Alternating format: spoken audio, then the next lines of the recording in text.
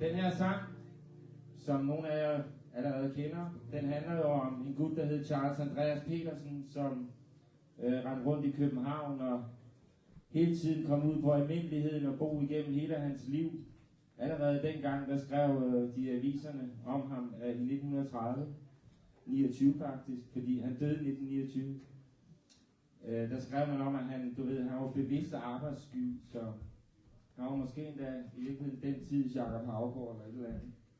Han holdt lange taler inden foran D'Angleterre, og da han så døde der, så var det med billede i avisen og en fint skrevet artikel om ham. Så da han var væk, der manglede han sjovt nok, selvom det pænere borgerskab, de synes bestemt ikke særlig godt om hans taler.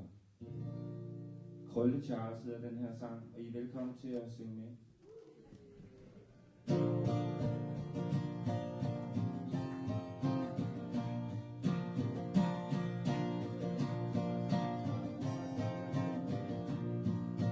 Krølle Charles, Krølle Charles, Krølle Charles er død.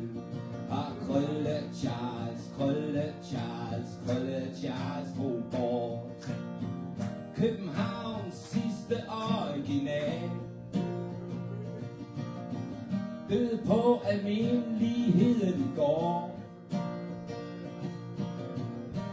Under temmelig trange kår. Charles Andreas Petersen. Det var også ham, aviserne de skrev om som Krølle Charles, Krølle Charles, Krølle Charles er død. Og Krølle Charles, Krølle Charles, Krølle Charles drog bort. De sagde han kom af god slægt.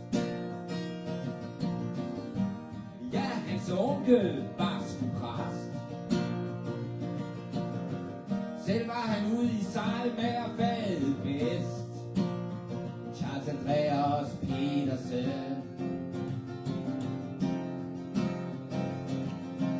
Krølle Charles, Krølle Charles, Krølle Charles er død. Krølle Charles, Krølle Charles, Krølle Charles drog bort. En mere finere herre og fru gik altid udenom Charles i en stor bog. Men Danmarks Demosthenes var ikke sådan at kunne. Og han sluttede altid hver en svag dag sådan her. Er det løgn, hvad jeg siger? Er det løgn, hvad jeg siger? Er det løgn, hvad jeg siger? Er det løgn, hvad jeg siger? Er det løgn, hvad jeg siger? Er det løgn, hvad jeg siger? Er det løgn, hvad jeg siger?